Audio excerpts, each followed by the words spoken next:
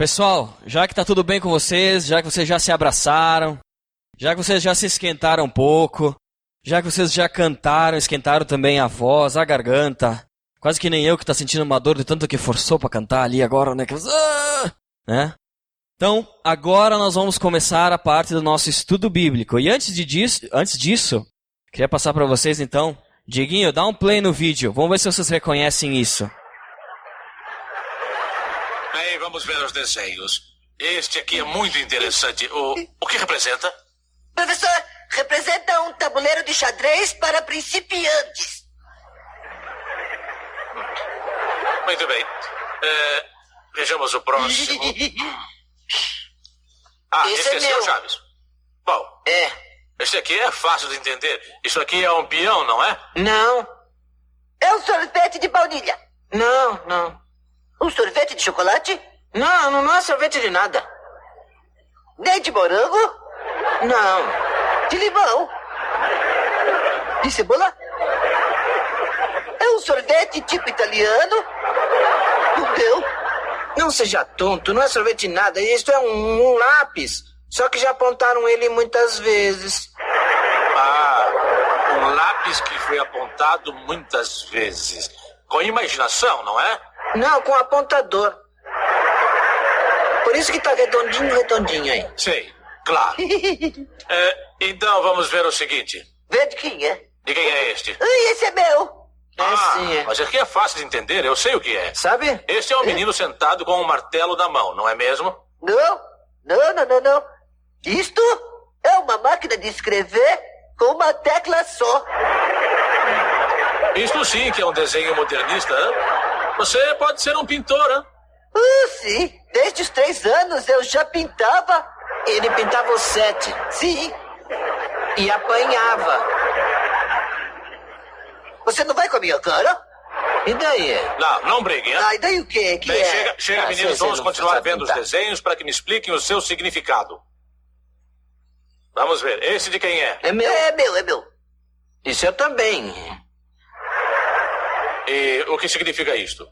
É uma carta escrita com uma máquina dessas. Sim. Não podia ser de outro jeito. Bem, vamos ver o próximo.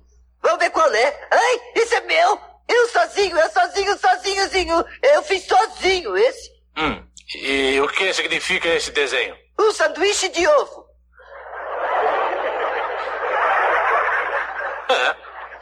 Isso mesmo. Vamos ver o seguinte. Esse é meu, eu fiz sozinho, sem ajuda de ninguém. Ninguém me ajudou a fazer sozinho. Você está brincando, Chaves? Não. O que significa isto? É meu café da manhã de todas as manhãs. Coitadinho do Chaves, O que eu vou fazer? né? Tadinho, nessa parte aí você ficava já com... Pode Bem, pausar. vamos ver. Isso, quando essa parte do café da manhã deles fica tão triste, né? Dá um desânimo, tadinho. Mas não sei se vocês assistiam muito isso. Eu sou um pouco mais velho que vocês. Tenho 18 anos de idade. Então eu vi muito isso na minha infância, né? Chaves era muito legal. E por isso também me inspirei vendo esse vídeo e fiz um desenho pra vocês. Que eu vou pedir pro pessoal lá colocar. Pode ser? Coloca ali, Dieguinho, faz favor. Esse desenho, né? Que é bem parecido com aqueles que estavam lá. Vocês podem levantar a mão e dizer que é uma chinfurínfula. Você lembra do chinfurínfula do Chaves? Falando do Chaves de novo? Mas não é a chinfurínfula, né? O que será isso aí? Bom, pessoal, hoje a gente vai falar um pouco sobre crescimento espiritual. Então, o que tem a ver aquelas duas bolas com crescimento espiritual? Tudo aquilo que a gente for falar hoje, a gente vai fazer um comparativo também entre o crescimento quando a gente conhece a Bíblia, começa a caminhar com Jesus e vai evoluindo, vai se tornando cada vez mais maduro, e também com uma criança, com um bebê quando nasce também, né? Vai dando os primeiros passos, vai comendo, vai indo. O crescimento do mundo. Então, inclusive, acho que tem uns aqui que, além de quebrar celular, eles estão na fase de crescimento forte, estão comendo muito. Então, eu queria mostrar pra vocês, não se identifiquem com nada disso aqui, não é ninguém aqui nessas bolas. Seguinte, eu vou explicar esse desenho pra vocês. Aqui a gente tem 2 círculos, né? 2 círculos, tem um menor e um maior. Qual que é a luzinha aqui? Esse aqui. tem um menor e um maior, né? Quero que vocês usem a imaginação, que nem o Chaves usou para apontar o lápis dele, né? Então, ó, toda essa parte cinza aqui é o desconhecido. É quase como se fosse um universo. É aquilo que a gente não conhece, que senão seria conhecido e não desconhecido, né? Aqui, nós temos um ser, um pequeno ser, cinzinha, com uma borda preta ali, ó, vamos ver se eu acerto, né? Aqui nós temos um outro ser, também cinzinha, com uma borda preta. Qual dos dois tem um contato maior com o desconhecido? Isso aqui vocês vão aprender depois na escola, sei lá, né? Não é física. Qual dos dois vocês acham que tem um contato maior com o desconhecido, com toda a outra parte cinza? O maior, né? Então, o maior. O maior, ele tem um contato muito maior com o desconhecido. O menor, então, tem um contato muito menor com o desconhecido, né? O que isso quer dizer? Sabe, aquelas pessoas que quanto mais aprendem, os filósofos, aqueles pensadores, que largam aquelas frases que dizem assim, mais ou menos, quanto mais eu sei, menos eu sei, né? Quanto mais eu aprendo, mais eu vejo que tenho mais para aprender ainda. Quanto mais eu estudo, mais parece que eu sei menos disso aqui. Tem isso. Esse cara é esse cidadão aqui, no caso, representado por esse círculo. Por quê? Conforme ele cresce naquilo que ele aprende, o contato dele com o desconhecido, com aquilo que ele não sabe ainda, é muito maior. Vocês conseguiram entender meu raciocínio até aqui? Ao contrário da pessoa que pouco aprendeu ainda, que sabe bem pouquinho.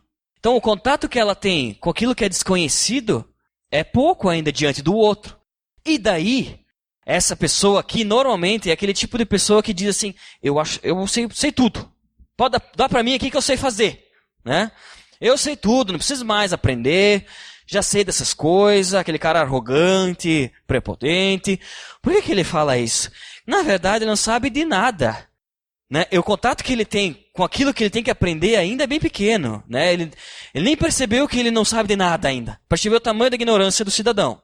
Eu vou tirar um pouco essa palavra, porque senão vou ofender vocês.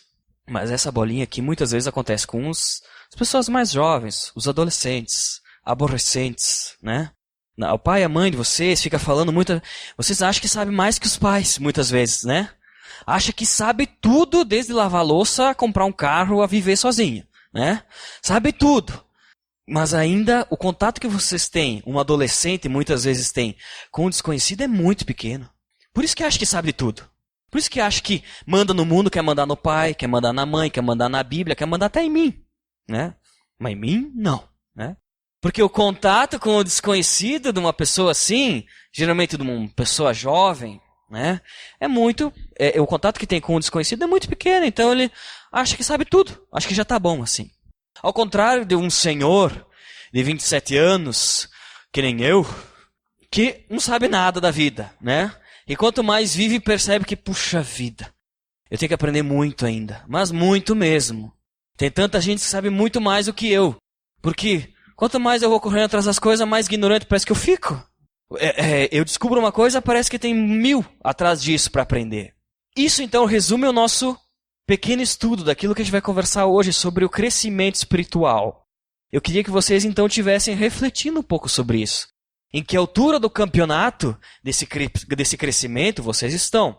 Vamos abaixar nossa cabeça, pedir para que Deus fale para o nosso coração, que não seja o Michel, que não seja ninguém, mas que seja simplesmente Deus e puramente Deus a falar para nós hoje, né?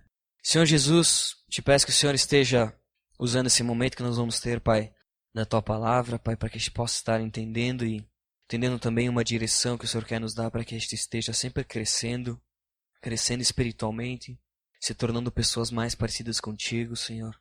Que o Senhor nos mostre qual a direção, qual o caminho nós devemos ter, qual é o próximo passo, Pai, para que a gente seja um cristão maduro.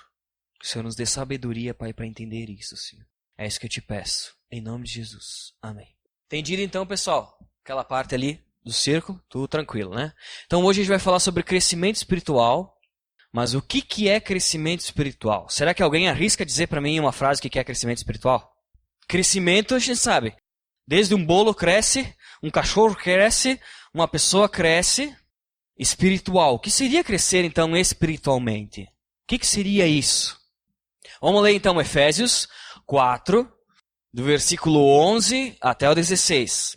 Vocês podem abrir a Bíblia de vocês em Efésios 4, 11 a 16. Para quem não sabe muito bem onde que fica Efésios, fica entre Gênesis e Apocalipse. Então, vocês podem procurar ali no meio que deve estar ali, né? Efésios 4, versículo 11 até o 16. A maioria encontrou? Se não tem Bíblia, sente-se perto de quem tem a Bíblia. Tá faltando uma frase aqui. Quem quer ler para nós, por favor? Isso aí. Tá, esse é um texto muito legal. Eu gosto muito. Vamos desmembrar ele para ver o que a gente entende, porque talvez olhando assim ele aparente ser meio confuso até. Mas vamos lá. Lê para nós o versículo 11 de novo. Isso aí. Então no versículo 11 ele está falando sobre um chamado específico. Quando alguém conhece a Cristo, conhece a Jesus e aceita Jesus no seu coração, Deus, ele prepara essa pessoa para um chamado específico, para fazer algo na obra dele, no reino dele, para ele e também para os outros, né? Então, no versículo 11 ele diz que ele chamou e preparou alguns para apóstolos, profetas. Ali é uma pequena série do que Deus preparou, do que Deus chamou. Então, quando Deus chama alguém, quando Deus escolhe alguém, quando alguém aceita Cristo, essa pessoa tem um chamado específico. Todos nós temos um chamado específico. No momento que a gente aceita Cristo, nós somos chamados e escolhidos por Deus para alguma coisa. Tem gente que nem sabe o que é, mas a gente foi. Pode ter certeza que a gente foi.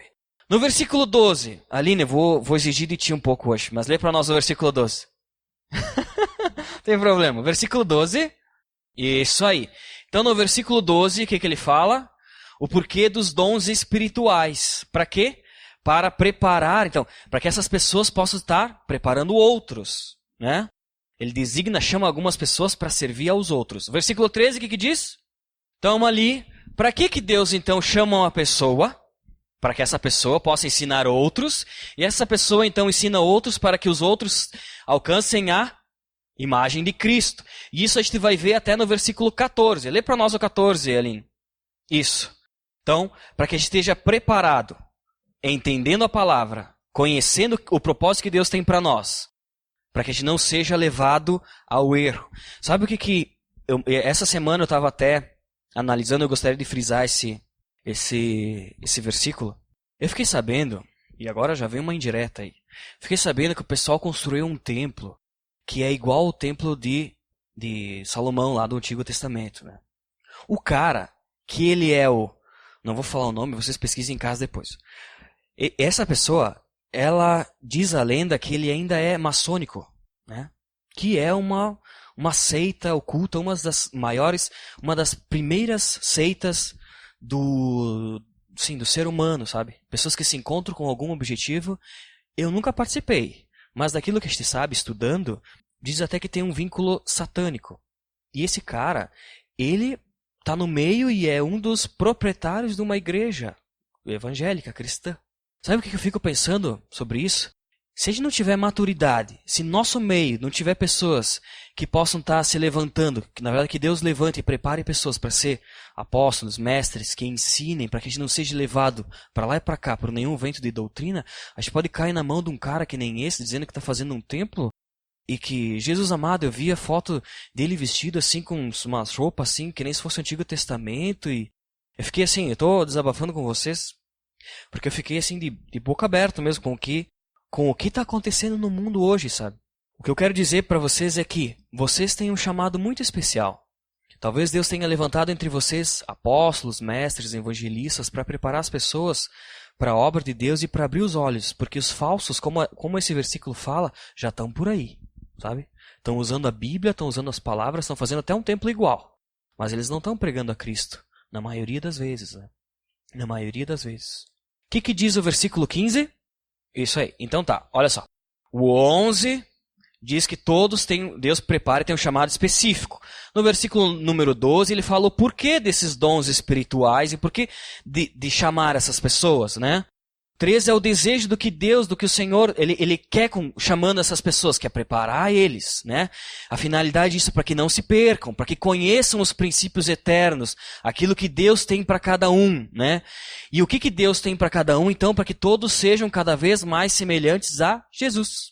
Que nem eu falei na última vez que eu vim aqui, que toda resposta, quando tem a Bíblia no meio, sempre é Jesus. Então a gente aprende desde criança lá no berçário e tal, que sempre é Jesus. Se nós vamos crescer nosso crescimento espiritual, para que a gente seja cada vez mais parecido com Jesus, né?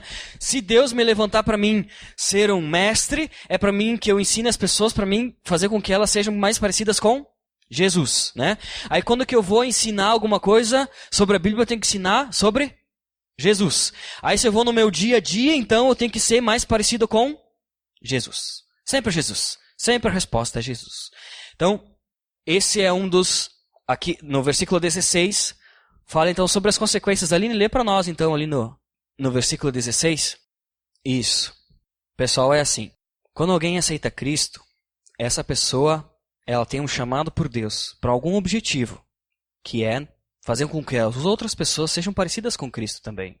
Quando tudo isso acontece, quando tudo isso funciona, quando cada pessoa coloca o seu dom, aquilo que Deus deu, a consequência é muito boa. A consequência ela é perfeita. A consequência é a união do corpo de Cristo, do reino de Cristo. Então é fundamental que a gente cresça. Por quê? Quando a gente cresce, o reino de Deus também cresce. Se nós somos cristãos maduros, o que as pessoas ali fora vão ver vão ser pessoas que refletem um Jesus, um Cristo verdadeiro. Isso é a maior importância. Nós simplesmente existimos para que as pessoas possam estar vendo Jesus em nós. Eu queria ler com vocês agora um outro versículo, que é em Hebreus 5, do 12 até o 14. Então, ali, ó, Hebreus 5, do versículo 12 até o 14. Eu vou ler. De fato, embora a esta altura já devessem ser mestres, vocês precisam de alguém que lhes ensine novamente os princípios elementares da palavra de Deus. Estão precisando de leite, e não de alimento sólido. Quem se alimenta de leite ainda é criança, e não tem experiência no ensino da justiça. Mas o alimento sólido é para os adultos, os quais, pelo exercício constante, tornam-se aptos para discernir tanto o bem quanto o mal. Esse é um dos trechos da Bíblia que sempre quando eu leio, eu levo um tapa na cara. Verdade. E não sei se vocês se sentem assim. Eu gostaria de ressaltar algumas coisas. Por exemplo, quem de vocês, quando ora e pede perdão para Deus, geralmente repete esse pedido de perdão muitas vezes, né? Menti. Jesus, me perdoa, porque eu vou mentir. Aí, 2 dias depois, Jesus, eu menti de novo. E assim vai indo. Jesus, desculpa, porque eu menti de novo. Quantos de vocês parece que já não foi suficiente Deus falar 500 vezes o mesmo assunto e a gente não aprendeu ainda? Um exemplo disso que aconteceu uma vez, eu estava num célula, que eu tinha preparado a mensagem, não me lembro mais sobre que assunto que era. E daí no meio do estudo eu pensei assim, gente, mas isso aqui já é a 5ª vez que Deus está falando isso para mim. Já é a 5ª vez que nós estamos discutindo sobre esse negócio. Nós vamos aprender isso aqui quando, meu Deus? Né? Sempre girando, sempre o mesmo negócio. E eu que já tenho idade para me alimentar de um alimento sólido, ainda estou precisando do leitinho. Então, em que fase do crescimento espiritual vocês estão? Daqui a pouco vocês já têm alguma idade para estar se alimentando com o alimento sólido, mas ainda precisam do leite. Ainda estão errando nos primeiros, na base daquilo que Deus pede. Eu queria citar para vocês agora as fases do crescimento. Vão ver onde que vocês se identificam nisso. Se vocês estão precisando de leite ou alimento sólido, né? Que nem eu comentei antes, fazendo um paralelo sobre o crescimento do ser humano, né? Então, quando alguém nasce espiritualmente, essa pessoa, ela inicia na fé. Ela conhece a Cristo, conhece, nossa, Jesus existe mesmo, Deus existe mesmo, que legal, né? Que legal, isso é muito bacana mesmo. Depois do nascimento, o que a pessoa faz? O que faz? Nada. A pessoa não faz nada. Ela depende completamente dos outros, né? Até para nascer. Precisa comer. Vocês pensaram que a não ser chorar, o resto não faz nada. Então, muitos de nós, a gente recém-nasceu aqui. Recém-nasceu. Daqui a pouco, 5% das pessoas que estão aqui hoje são recém-nascidos. E que dependem completamente dos outros. Não conseguem fazer nada. Quando eu falo fazer nada, é no sentido assim, olha só. Mal e mal consigo procurar os versículos na Bíblia. Que nem o Michel pediu para mim abrir um outro aí, ali, nada conta, tá? Não vou... Gente, esse foi um exemplo muito mal dado. Não, mas erros no caminho, todo mundo erra, né? Mas assim, precisa de Deus para fazer qualquer coisa. Jesus se escreve com G ou com J, por exemplo, né? Com certeza é com G, né, Júlio? Claro. Então precisa completamente dos outros para poder aprender. Alguns de vocês vão se identificar com isso, né?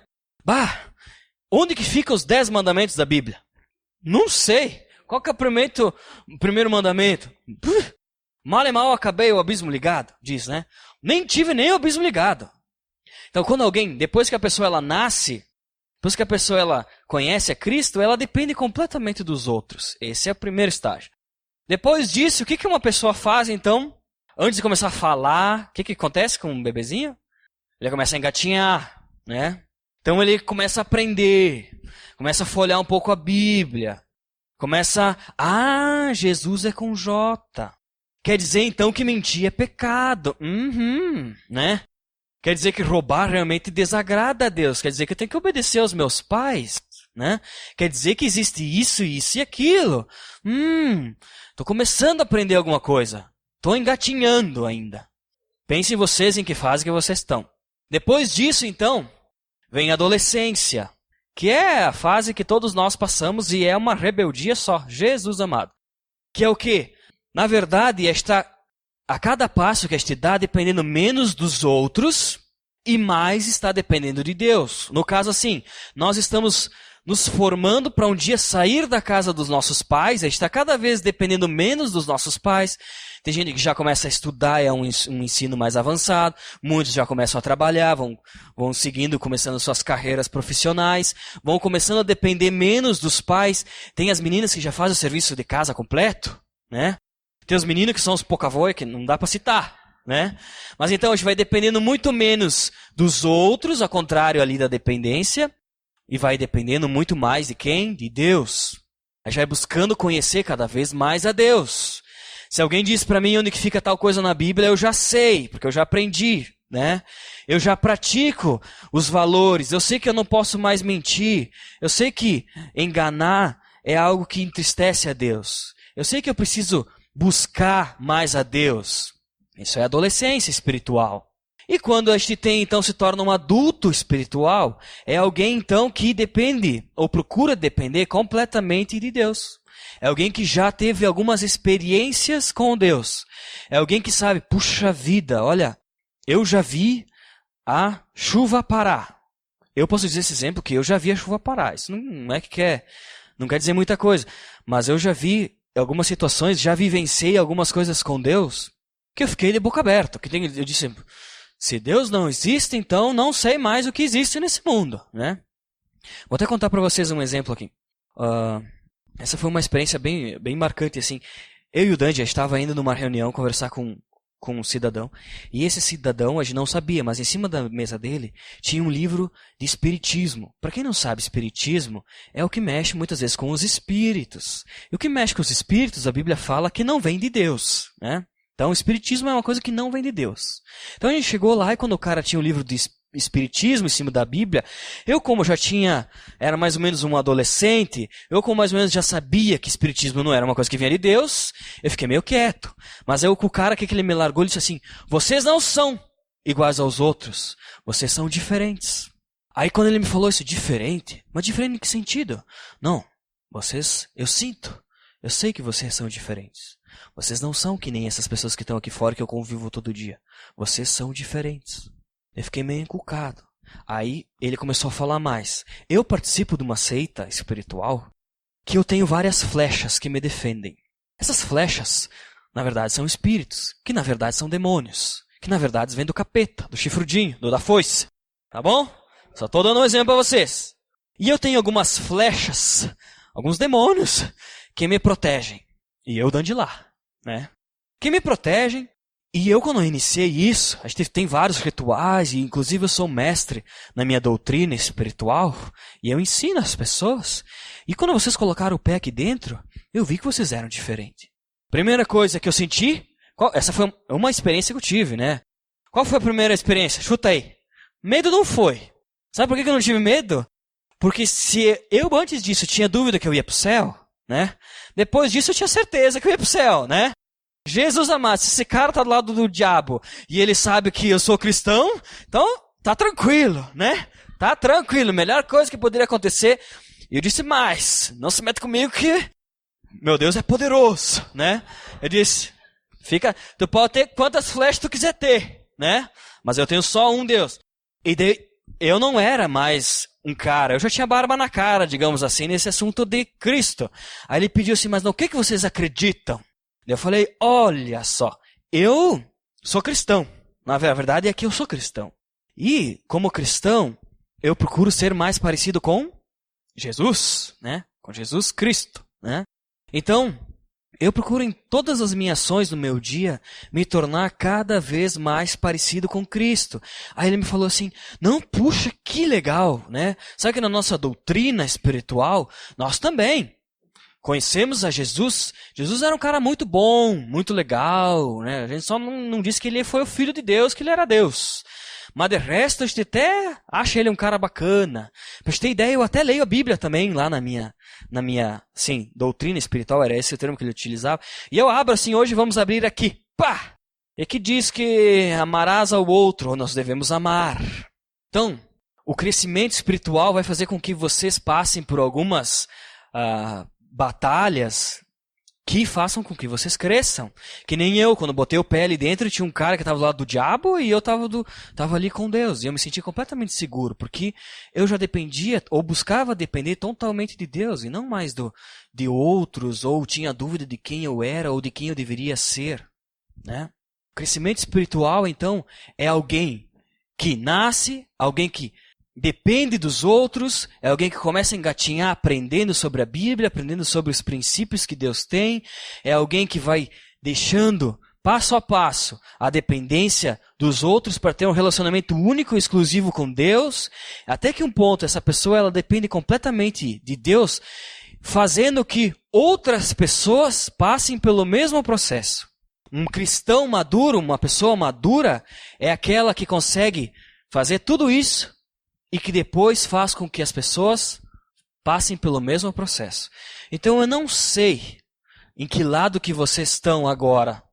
Se vocês recém-nasceram, se vocês ainda dependem muito dos outros, se vocês começaram a aprender, se vocês são adolescentes, né, que estão largando um pouco os outros e caminhando com as próprias pernas, ou já são adultos que dependem de Deus, aqui tem um pequeno esquema do que vocês podem ser, para que a gente possa então ser cada vez mais mestres, profetas, evangelistas e cumprir aquilo que Deus tem para a obra dele. Mas aí, deixa eu voltar que eu acho que está para cá. Como é que a gente faz então para crescer? Vamos apagar aqui. Como é que a gente faz para crescer? Essa é uma pergunta. Em primeiro lugar, o ensino. Alguém só cresce quando ele aprende e busca. Sabe que nem eu dei o exemplo antes e que a gente ouve muito, que tem muitos jovens adolescentes em fase de crescimento e dessas pessoas comem que tem que fazer 2 pacotes de massa em casa quando tem o cidadão, né? Eu já passei por isso, inclusive estou ainda em fase de crescimento, né? Isso é uma coisa constante na minha vida. Então, quando alguém está querendo crescer, essa pessoa busca e vai buscando cada vez mais e busca o quê? Busca aprender. E quais ferramentas que a gente pode? Tanto numa celebração como essa, no célula, onde que a gente participa, em um discipulado, caminhando ao lado de alguém. Tudo isso faz com que as pessoas então possam estar nos ensinando e a gente pode estar aprendendo a crescer, a se tornar um cristão maduro. Também a gente pode usar através dos relacionamentos, do discipulado. Por que serve o discipulado nessa questão do crescimento então? Para que a gente possa estar prestando conta, para que tenha alguém então que possa estar mostrando para nós assim, olha, tu errando nisso, tu errando naquilo ali, sabe? Tá, aqui tu precisa melhorar isso aqui, olha Michel, tu não pode fazer mais isso aqui, tu tem que crescer para cá, olha, isso aqui não está certo, né? Na célula, para que a gente possa estar aprendendo com o exemplo dos outros, deixando com que os outros falem para nós qual que é a direção, e também através do ministério. Ministério, o que é o ministério? O ministério, então, ele é servir a Cristo e exercer aquilo que Deus pede e aquilo que os dons que Deus dá para nós, né? E o ministério, a gente vai exercer esses dons Aonde? Na celebração, no célula, no discipulado e na nossa vida toda. Aqui, eu queria fazer uma pergunta para vocês. Quantos de vocês participam em algum ministério? Desde fazer quebra-gelo no grupo célula, que nem o Dieguinho fazer a projeção aqui na celebração. Levanta a mão para mim, faz favor. Muita gente já, né? Muita gente. Para vocês isso, o que vocês acham? Às vezes cansa, sim? Às vezes, né, tipo, eu podia estar em casa, hoje estou aqui, né? Às vezes é assim. Eu queria compartilhar com vocês algo que me chamou muita atenção nessa questão do ministério, que é a seguinte. O ministério, a gente entende que é servir. E quando o cara fala que é servir, o cara fica, já puxa a vida, servir, tem que fazer alguma coisa. Se tem que fazer alguma coisa, eu já me canso só de pensar. Michel, mas eu não tenho mais nem tempo para fazer mais nada, tu quer que eu faça mais alguma coisa? Então, o servir, a gente pensa, não. Que nem o Leonardo falou para mim uma vez, como é que era? Servir é o quê? O que tu disse? O que tu disse lá que servir era o quê? Ministério é sacrifício. Ministério é sacrifício, né? Não deixa de ser. Ministério é uma coisa que é um compromisso muito forte. Vocês levarem outras pessoas ao crescimento, que nem eu comentei antes ali que a gente viu. Fazer com que as pessoas, desde um recém-nascido até virar um adulto, olha, tu tem que batalhar bastante, né? É um esforço muito grande. Mas tentem olhar a palavra servir de uma outra forma. Servir, sim, é uma coisa que tu tem que dedicar, tu tem que se esforçar, tu tem que servir, fazer força. Mas também quando alguém serve, se algo serve para alguma coisa, isso é muito bom. Se eu falar que esse microfone, ele serve para alguma coisa, muito bom. Se eu não falar nele, aí fica ruim, né? Agora, se esse microfone ele serve mesmo, e a parte da serventia dele é amplificar a minha voz, e quando eu coloco aqui ele funciona, ele tem uma utilidade muito boa, né? Então, puxa vida, eu quero ser um microfone. Eu quero ser, em que sentido? Eu quero ser alguém que tem uma utilidade muito boa. Para quem? Para Deus. Não quero que vocês pensem que o ministério, que está junto com as pessoas, que participar, que crescer é algo que desgasta, que é difícil. Não. Crescer é algo que é muito motivante, porque tu ter utilidade na mão de Deus. É Deus dizer assim, o Júliver, eu vou te usar para te fazer tal coisa. Então, tu tem serventia para mim. Tu é útil para mim. Não é que eu preciso de ti, porque Deus não precisa de ninguém para falar a verdade. Mas eu quero te usar. Entendeu? Agora, se Deus dissesse assim, não, tu fica ali. Não precisa muito. Ia ficar meio triste para nós. Então, a Bíblia fala que todos nós, Deus quer desenvolver o nosso dom para que a gente seja útil. Até tem aquela frase batida que cristão que não serve para ser cristão, né? Então, quando a gente serve, a gente tem uma utilidade. Pense como é prazeroso, então, ter uma utilidade para Deus. O Deus que a gente cantou antes, que criou todo o céu, que criou a terra, que é um Deus perfeito, né? Para esse Deus, a gente tem utilidade. Para esse Deus é que a gente é útil. Não é para o Michel, não é para ninguém. É para esse Deus. Deus ele poderia ter deixado a célula, o ministério, o evangelismo para qualquer outra pessoa, para qualquer outra coisa, para qualquer outro cidadão. Mas ele escolheu nós para fazer isso. Agora ele pede para que vocês cresçam. Dê o primeiro passo. Que vocês busquem a Cristo. Deixem de se alimentar só com o leite, que nem a gente leu antes. E busquem os alimentos sólidos. Se para vocês serviu, se identificaram com a parte mesmo mais maduro, mesmo já sendo um adulto, que nem eu muitas vezes me identifiquei assim, e li o versículo e vi que estava pecando em várias áreas, como quando eu leio esse versículo e eu, que nem eu disse, eu levo um tapa na cara, porque eu sei que eu estou errando em diversas áreas, que eu já devia então estar comendo o arroz e feijão e ainda estou no leitinho. Já estou aqui na aliança bíblica já há muito tempo e ainda estou cometendo os mesmos erros. Sabe por que eu vim aqui falar isso para vocês? Gente, eu vi no Facebook, sabe que no Facebook a gente vê um pouco de tudo, né? E eu vi no Facebook de vocês já, assim como vocês veem no meu Facebook. E muitas vezes eu fico espantado com aquilo que a gente coloca naquele Facebook. Gente, teve pessoas nossas aqui do nosso meio que colocaram foto até de Iemanjá lá dentro, cara. Né? Será que Iemanjá tá certo? Não tá certo, né? Gente, eu já cansei de ver pessoas aqui do nosso meio que tiram foto com vinho, com bebida, com não sei o que, e botam no Facebook. Será que isso está certo? Não está certo, sabe? Será que esse é o crescimento? Será que o crescimento é este vir aqui, jogar o ping-pong? Ficar aqui, ouvir, tocar o violão, cantar e depois sair lá fora e mentir pra todo mundo? Querer ficar com as meninas? Querer ficar passando trova pra lá e pra cá? Será que é isso que é se tornar parecido com Jesus? Sabe? De duas uma. Ou vocês mudam, ou vocês me tiram do Facebook de vocês. Pra que eu não veja mais essas coisas.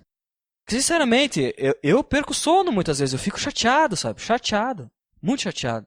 Gente, antes deste vir pra cá, a gente fica fazendo qualquer outra coisa em volta na rua, né? Fica se agarrando muitas vezes. Fica enrolando, brigando com o pai e a mãe em casa.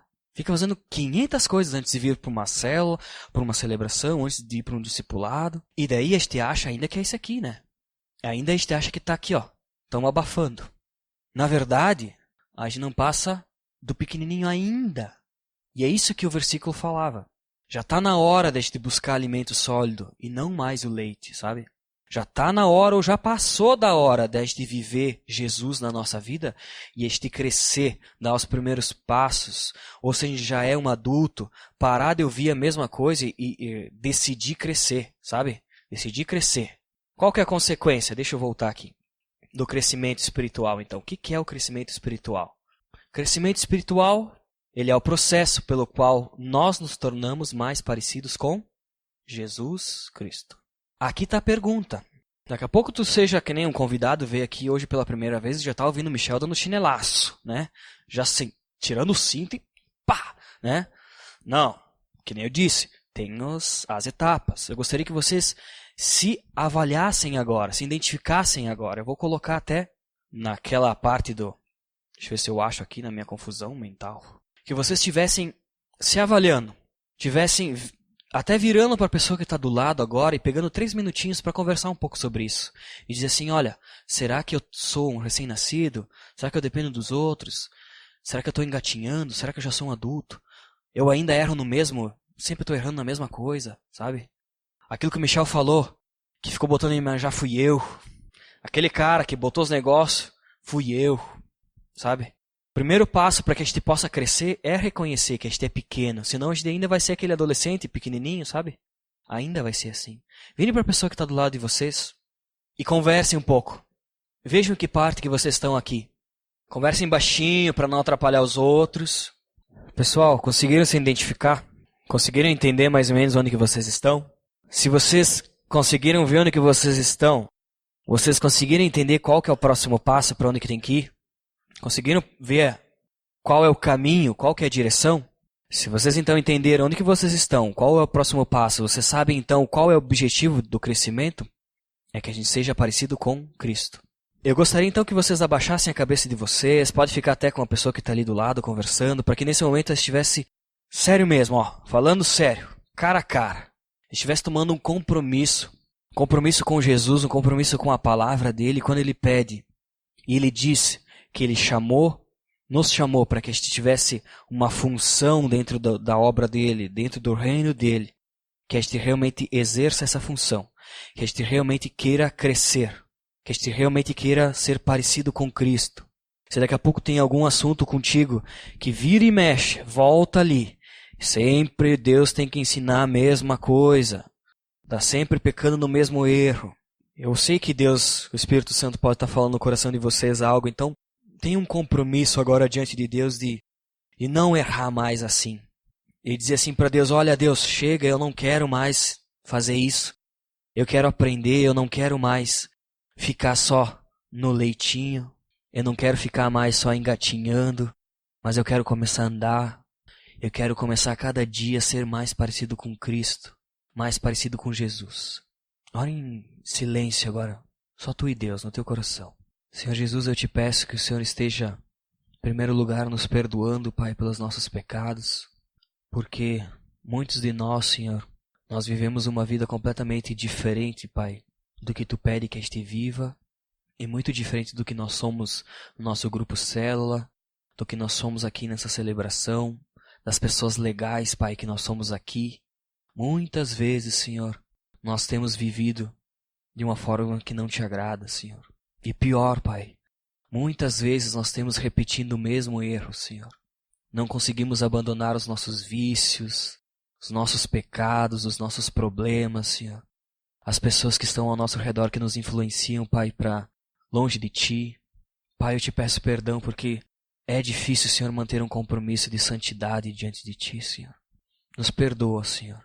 Mas eu te peço que o Senhor esteja nos ensinando através da Tua palavra, Senhor, a cada dia nos tornarmos mais parecidos com Jesus, Senhor. Que esse seja o objetivo da nossa vida, Pai. Que desde uma simples postagem, Senhor, no Facebook, até um compartilhar com um amigo, Senhor, tudo isso reflita a Jesus, tudo isso reflita aos Teus princípios, aos Teus valores, que tudo isso não te desagrade, Senhor, em primeiro momento, Pai. Que te procure, Senhor, em cada atitude, ser mais parecido com Jesus, Senhor. Que Tu nos ensine a ser assim, Pai.